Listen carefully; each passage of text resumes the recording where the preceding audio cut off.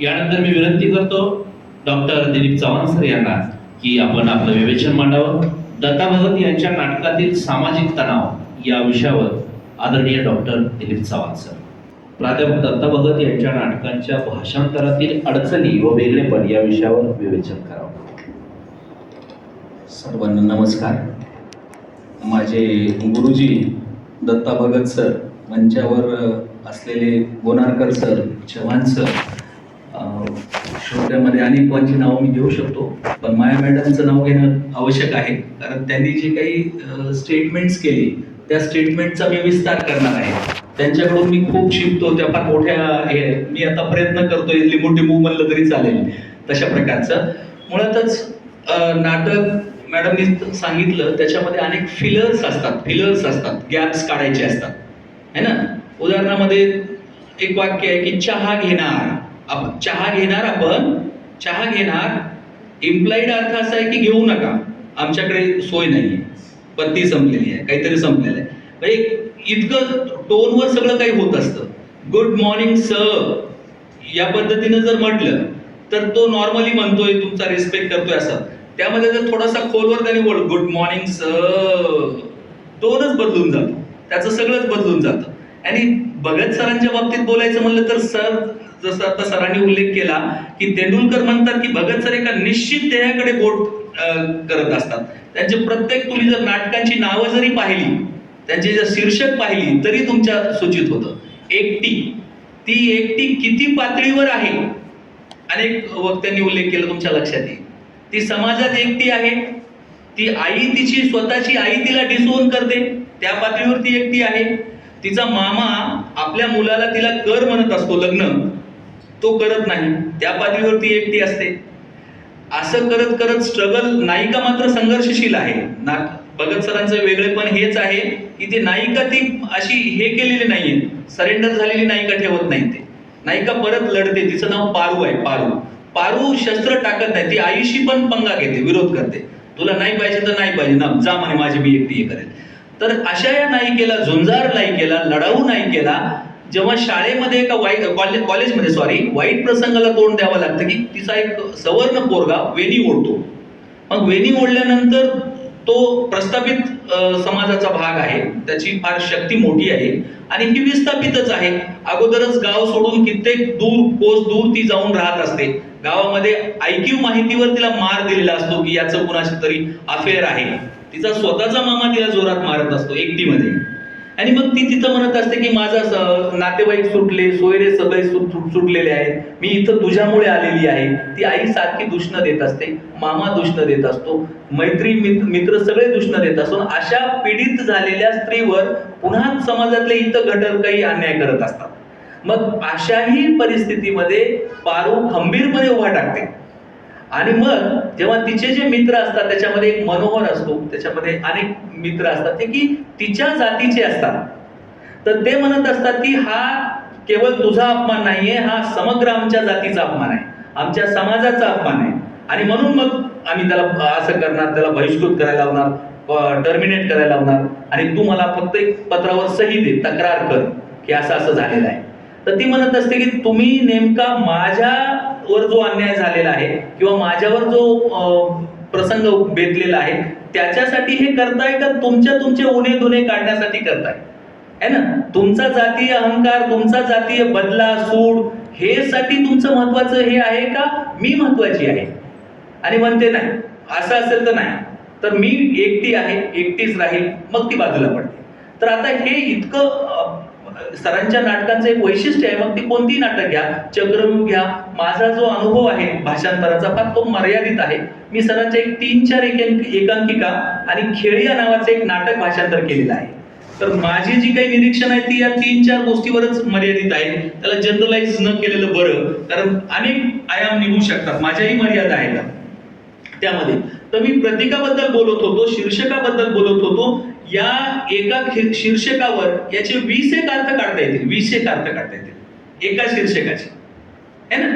खेळिया म्हणजे तो काही खेळातला, चेस मधला किंवा याच्यातला खेळ नाही, तो गावातला सरंजाम आहे. भास्कर, ऍडव्होकेट भास्कर जे म्हटले ते, भास्कर जो आहे तो अनेक पातळीवर खेळ करत असतो, है ना. जनरली कोल्हापूर जवळ आहे, महाराजांची भूमी आहे. आणि एक काळ असा होता, आम्ही लहान असताना कुठलंही काही झालं की त्याची हे शरद पवारावर फोडायची, यांच्यामुळे हे झालं है ना. तसं थोडक्यात तसं पात्र आहे असं म्हटलं तर चालेल, असं जनरलाइज करणं योग्य होणार नाही. परंतु मोठा माणूस आहे तो भास्कर जो आहे, तो गावातल्या प्रत्येक बारीक सारीक गोष्टीवर त्याचं लक्ष आहे. त्याच्याशिवाय, त्याच्या संमतीशिवाय काहीच होत नाही. आणि मग देखाव्या खातर तो त्या नारायणला हे करत असतो. नारायण घरात ठेवला जातो, त्याचं खरं कारण हे आहे की नल्लूला लेकरू बाळ नसतं आणि नल्लू त्याला खरा प्रेमभाव देत असते, त्याला आपल्या मुलासारखं मानत असते. तर ती शक्यता, हे दोघंही त्याला राजकारणाचा पॉन म्हणजे खेळी आहे, एक व्हिक्टीम आहे तो त्याच्यातला. हा नारायण खेळवला जातो यांच्याकडून, भास्कररावाकडून, अनेकाकडून. कासारी गुरुजी म्हणून त्याच्यात एक पात्र आहे, तो सुद्धा भास्कररावांचा हस्तक आहे. तो सुद्धा त्यांचा वापर करत असतो वेगवेगळ्या ठिकाणी. गावामध्ये एक हनुमंत पाटील म्हणून पात्र आहे, तर त्याच्यामध्ये त्या दोघांमध्ये शीतयुद्ध चालू असतं. सरंजामी प्रवर दोघंही सरंजाम आहेत. मग याच्यामध्ये भास्करराव नारायण साळवेचा वापर करतात. नारायण साळवे हळूहळू आंबेडकरी विचाराकडे आकर्षिला जातो. आंबेडकरी चळवळीचा तो हे बनतो. पॅन्थर चळवळ, सरांनी हे नाटक पॅन्थर चळवळीलाच डेडिकेट केलेलं आहे.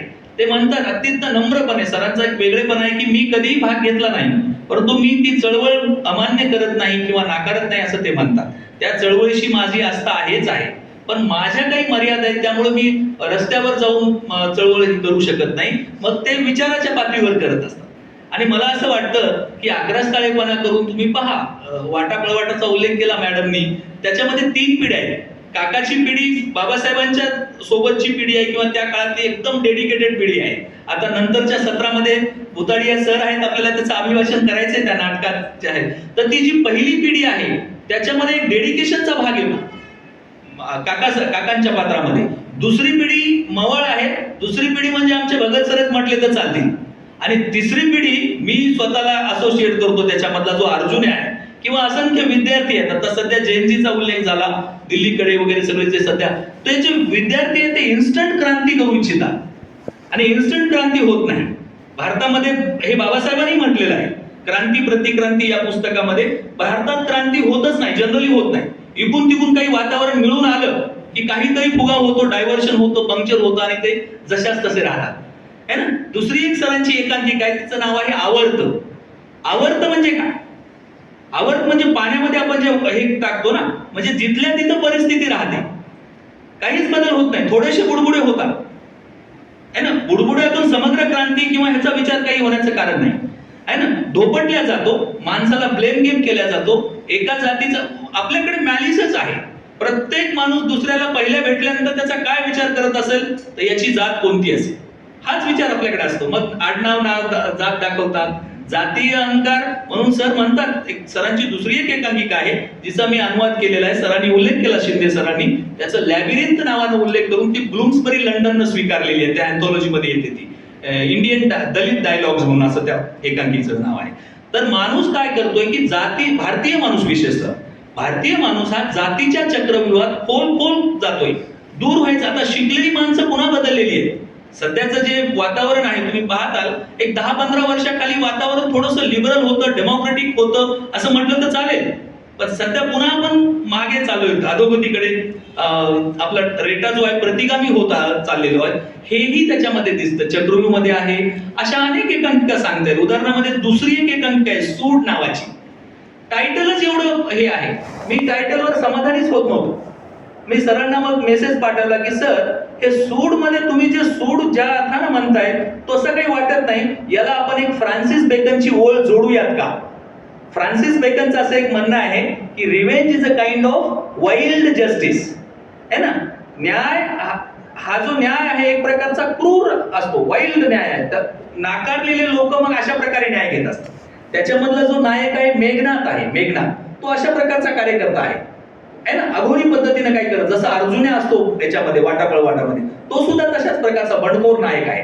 मग बंडखोरी करून किंवा हे करून फार सरांना ते अपेक्षित नाही है ना. जो न्याय त्यांना अपेक्षित आहे तो वेगळ्या प्रकारच्या स्वरूपाचा न्याय आहे ना. आंबेडकराईट मूल्ये जी आहेत किंवा जी डेमोक्रेटिक मूल्ये असं म्हणून, मी मागे सरांना एकदा म्हणलं होतं की चर्चा करत असताना सरांचा इंटरव्ह्यू पण घेतलेला आहे.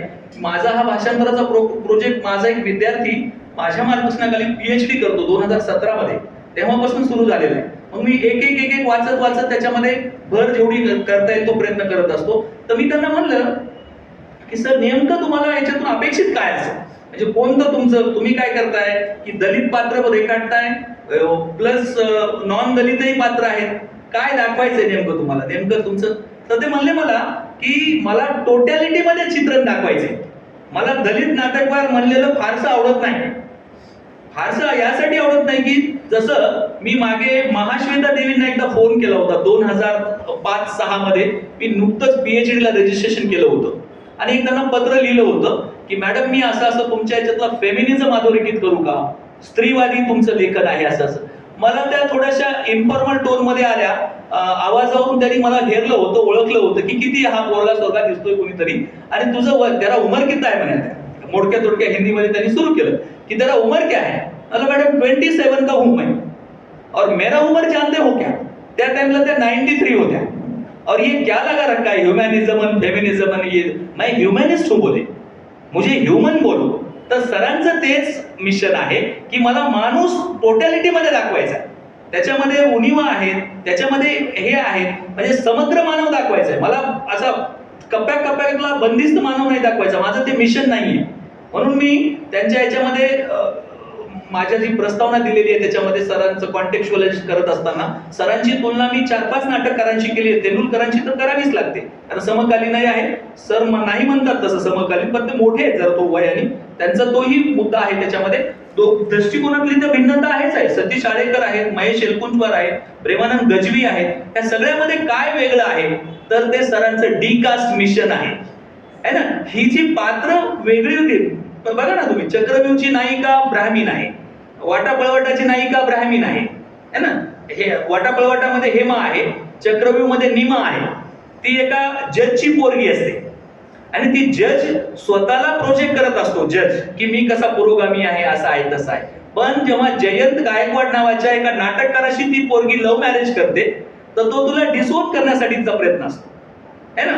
हे जे संघर्ष आहेत, पुन्हा खेडियामधली सुद्धा नायिका नल्लू आहे, ती सुद्धा त्याच स्वरूपाची आहे. तर अशा प्रकारे केवळ दलित किंवा केवळ हे म्हणून चालत नाही. म्हणून ते नेहमी अलीकडे काळात मी त्यांना म्हणालो होतो की दलित नाटके असं म्हणून कसं, तर नाही म्हणे, मी दलित शब्दालाच विरोध करतोय.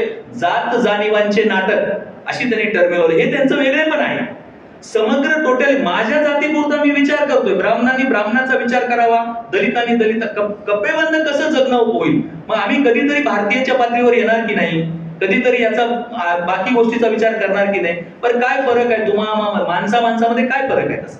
तर हे जे दाखवण्याचे यामधून काय होतं की मग जेव्हा समाज बदलत नसतो तेव्हा अशा माणसं, त्यांचं दुसरं एक नाटक येतं, पुस्तकी वांझ चर्चा है ना, इम्पॉर्टंट डिस्कशन, जी चर्चा पुढेही जात नाही, जसं आता मी सांगितलं की आवर्तन आहे. आणि ह्या सगळ्या प्रतिमा आणि ह्यांचं ट्रान्सलेशनच मुश्किल आहे ना, फार अवघड आहे ट्रान्सलेशन.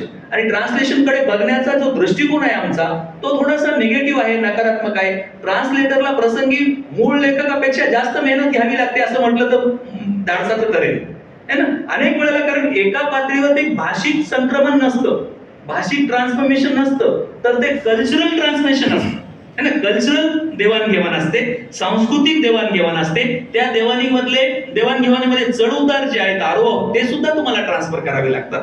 तर या सगळ्या याच्यामध्ये सरांनी सांगितलं, दिलीप सरांनी उल्लेख केला, गोरारकर सरांनी उल्लेख केला, माया मॅडमनी उल्लेख केला, ह्या सगळ्या पातळीवर तुम्हाला हे करावं. एक प्रकारचं डबल टॉक असतं ते, आणि त्याच्यामध्ये गॅप्स खूप असतात, ते गॅप्स फिल करता आले पाहिजेत. म्हणून मी त्या सूटला स्वतःच्या मदत, सरांची फारशी इच्छा नव्हती ते टायटल वगैरे बदलावं. म्हणजे सर याला सूटला आपण वाईल्ड जस्टिस जोडूया.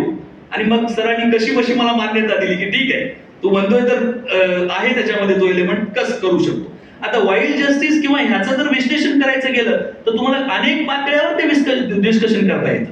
आणि मग अशा प्रकारे भाषांतरामध्ये अनेक अडचणी फेस करत असताना सुद्धा भाषांतराचं वेगळेपणही आहे. भाषांतरामध्ये तुम्हाला या रीडरला, नॉन नेटिव्ह जे रीडर आहेत त्या नेटिव्हची सोय करता येते. उदाहरणामध्ये अनेक पात्रामध्ये बाई हा शब्द येतो ना, खेळियामध्ये आहे, वाटापळवाटामध्ये बाई हा शब्द येतो, बाई आहे ना, सूनबाई, विहीनबाई, ह्या ज्या बाई शब्द आहेत, बाई शब्दाचे इतके कनोटेशन भारतीय कॉन्टेक्स्ट मध्ये निघतात, ते इंग्रजी सारख्या जिथं जात नाही, जिथं हे नाही. मॅडमने सांगितलं सकाळच्या बीज भाषणामध्ये की ते तुम्ही आणूच शकत नाही. बाई म्हणजे फार तर फार तुम्ही काय म्हणताय, बाई म्हणजे मॅडम नाही येते, बाई म्हणजे मॅडम नाही. बाई आपण मोठ्या बहिणीला म्हणतो, बाई आपण आपल्यापेक्षा मोठ्या बाईंना, कोणत्याही बाईंना म्हणतो. पण काही प्रांतामध्ये बाई या शब्दाचा अर्थ डिरोगेटरी आहे. प्रॉस्टिट्यूट या अर्थानं बाई वापरल्या जातात. झाडूवाली बाई, ही वाली, हे जे निगेटिव्ह करण आहे ते तुम्ही कसं आणणार त्याच्यामध्ये. आता एकच शब्द एका टाइमला वापरता येतो ना, त्याला हे नाही करता येत. तर तो जो प्रेम आहे, उदाहरणामध्ये काका ह्या हेमाला सूनबाई सूनबाई नेहमी म्हणत असतात. त्याच्यामध्ये त्यांचा संतापही आहे, प्रेमही आहे, डिरोगेटरी आहे, प्लस एक बॉन्डिंग पण आहे, अफिनिटी पण आहे. तर अशा अनेक पातळीवर भाषांतरकाराला विचार करावा लागतो. फिलर्स कर साहित्याचं जे भाषांतर असतं, साहित्यामध्ये अनेक गोष्टी असतात. त्या साहित्याचं भाषांतर अवघडच असतं, लिटररी नॉन लिटररी आम्ही त्याला म्हणतो. पण त्यातही नाटकाचं पुन्हा भाषांतर वेगळं असतं.